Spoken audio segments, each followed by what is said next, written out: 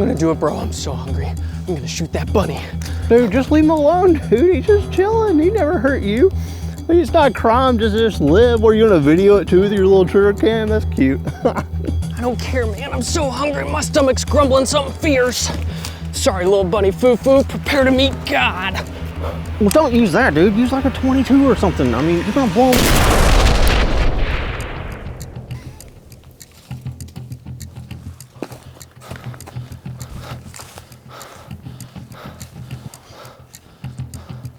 They must be booby trapping all the game out here in the woods now.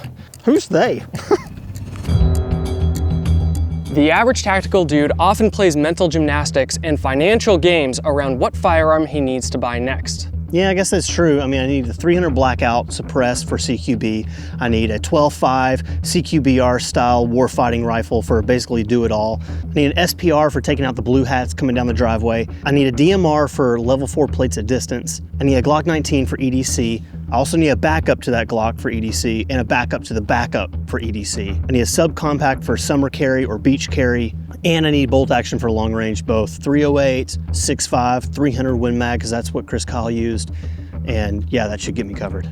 And while those are all great, there is one platform that has been so slept on by the tactical community, it is still being picked up by the Doomsday preppers en masse, and that is the 22 caliber. So today we're going to be taking a look at the practical applications of a 22 long rifle, from accuracy to shooting soft tissue as well as armor.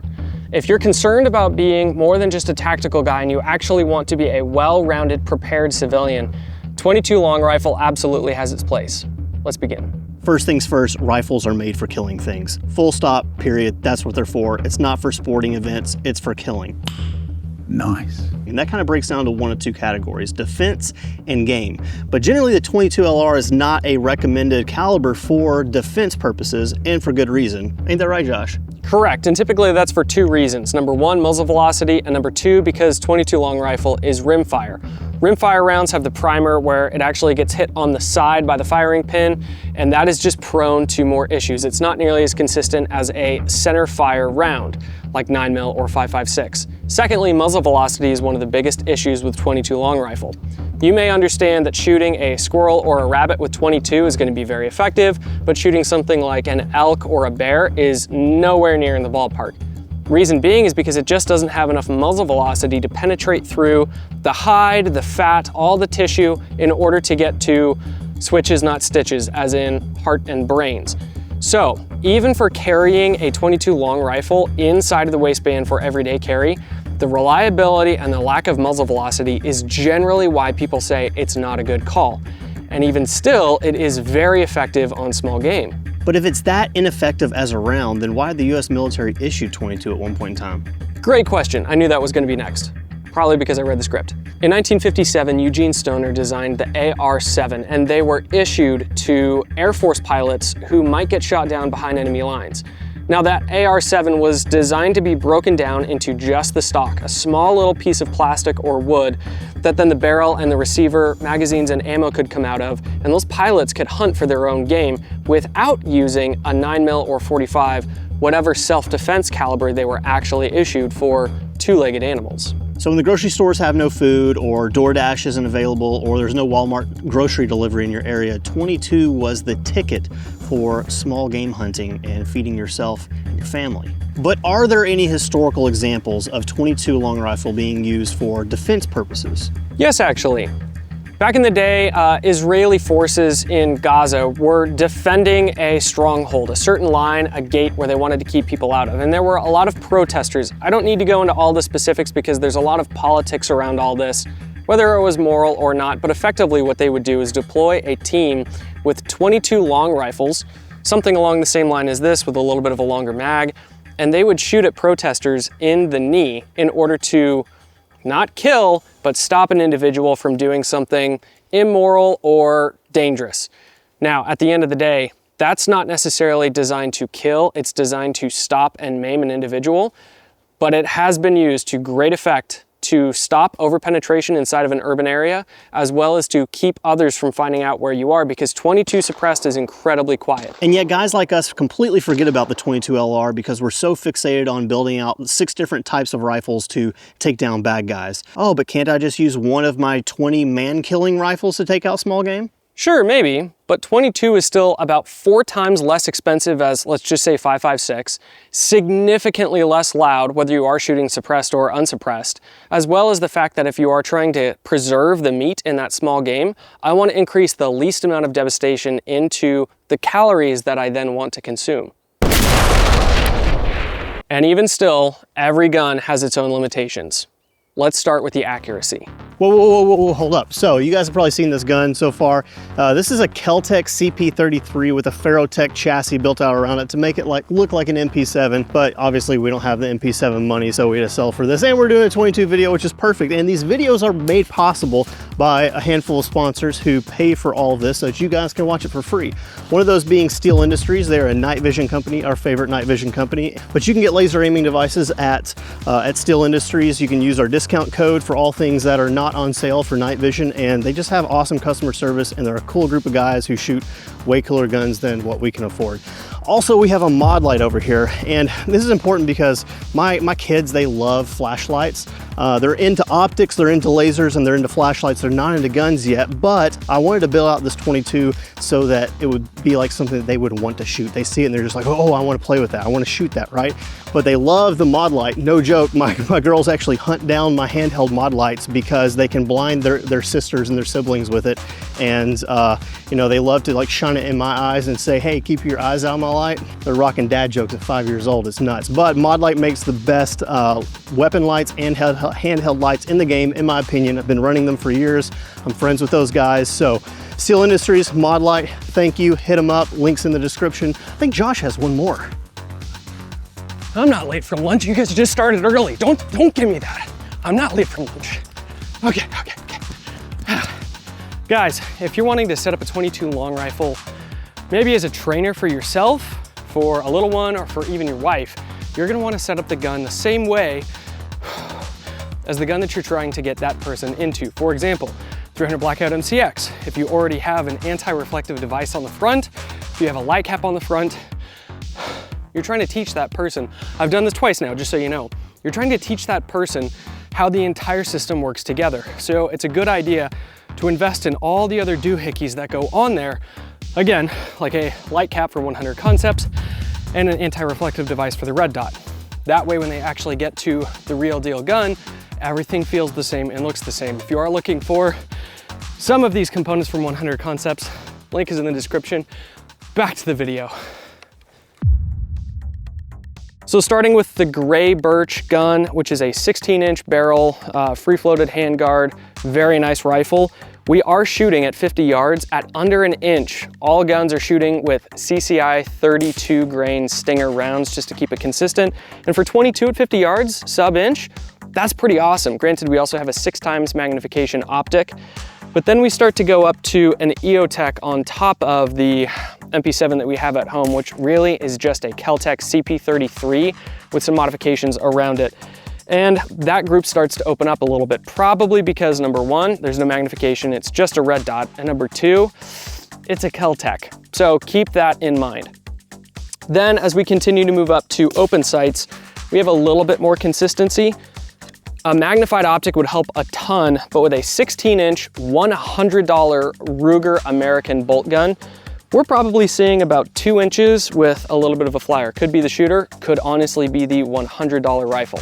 And then we start to shift over to 100 yards. Now, I can't myself imagine trying to shoot for food a rabbit at 100 yards, especially in this environment where it's honestly really hard to actually find 100 yards. But for the sake of consistency, testing these guns across a lot of other different calibers too, we're finding at or over a 4-inch drop.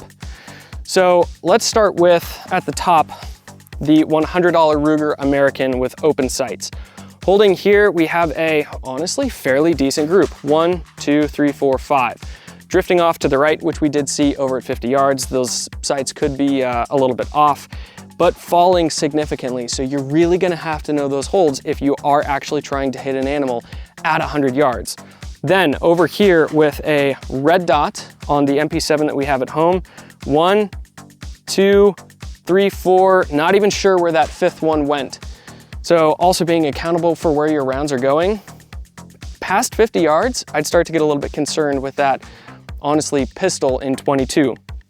Then we see back down to the gray birch, 1, 2, 3, and I can guarantee that those other 2 rounds are dropping low.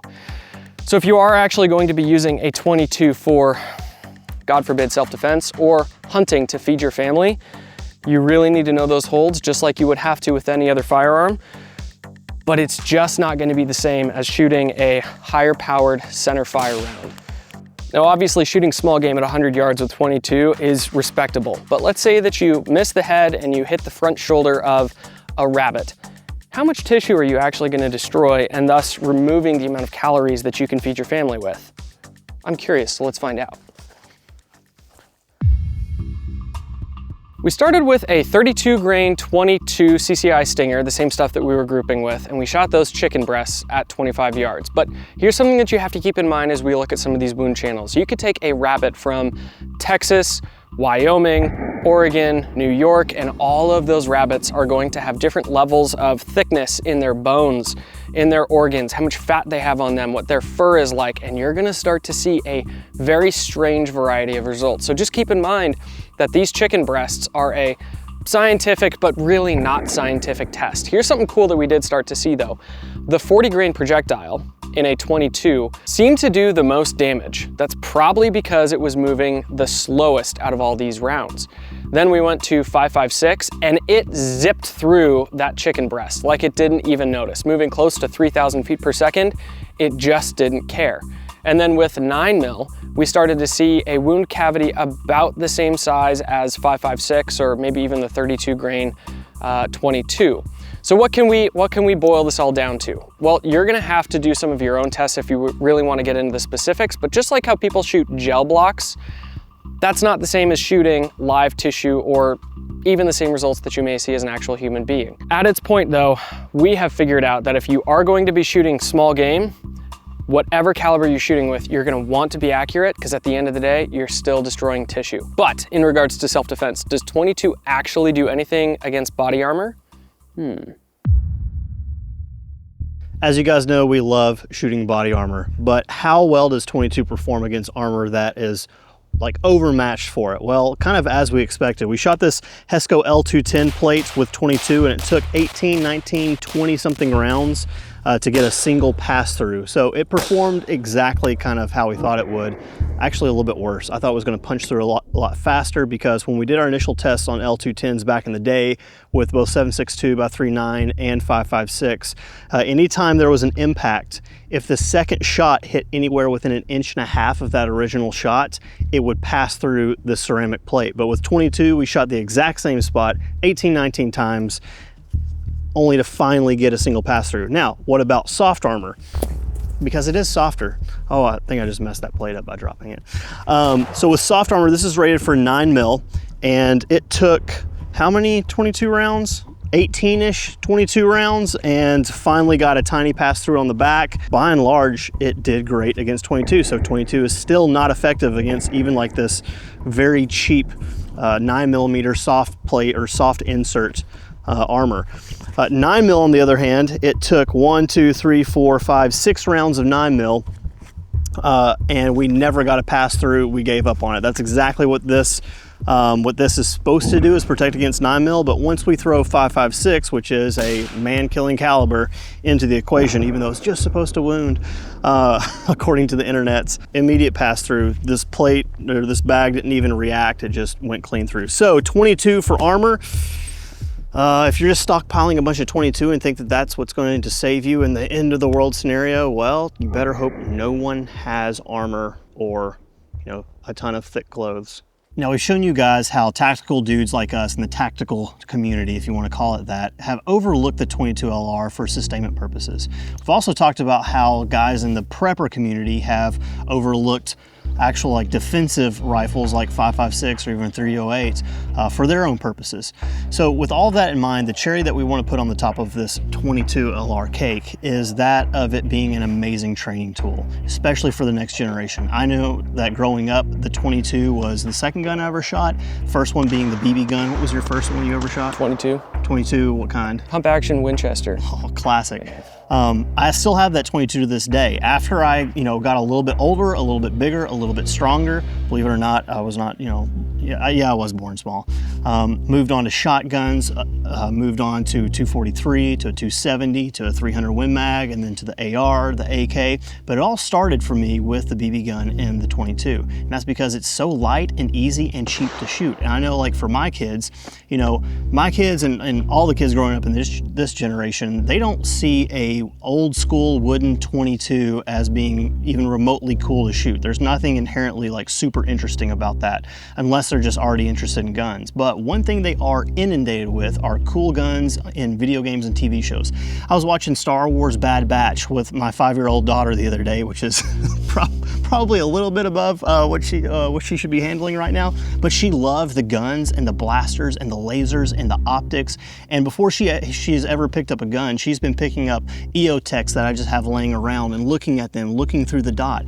So that's why the 22, in my opinion, especially in modern times, is such a great rifle to have, because I can build a little 22 like this that's not honestly that great of a gun, but it makes them want to shoot it. It makes them, it helps them get interested in it. Like, they would love, if I was like, hey, you want to go shoot this versus your old, pump action, they're definitely going to jump in on this. And we get the question all the time, like, how do you get your kids into it? And I very much believe you should just show it. Kids learn best when it's caught, not taught. And if they catch the fever because they watch dad in a YouTube video, at least that's how it is for my kids, they're going to want to shoot the same things I'm shooting. And this one is very cool. The gray birch is also super cool, but even with just a simple, cheap 22 bolt action like what Josh had back there, it's so cheap and inexpensive to get your kids into it. And let's be real, we're training them and we're hoping to prepare them for much harsher times than we live in now. I think the writing is on the wall. Very few of us would disagree with the fact that things are going to be harder for them. They are going to grow up in a harder world than we did. So to wrap all this up, the 22 long rifle caliber really holds up a mirror to both the tactical world as well as the preparedness prepper community. You either love it or you hate it. And at the end of the day, if both communities did a better job at looking at one another and what they were actually preparing for and capable of, we would have a more well-rounded community of citizens here in the United States. Now, with all that being said, guys, we also really have to thank Patreon. They always get content like this first. They have first access to us. We don't always get back to them super fast, but we get back to them before anyone else. So a huge thank you to them. They make sure that this guy, Nick Jones, stays employed and gets paid every single week. So thank you very much, Nick and Patreon. We also have merch, stuff like hats and shirts, and even some slings from Viking Tactics. If you guys are curious in some of that stuff, that also supports us and keeps us going. Thank you very much for watching. We appreciate your time.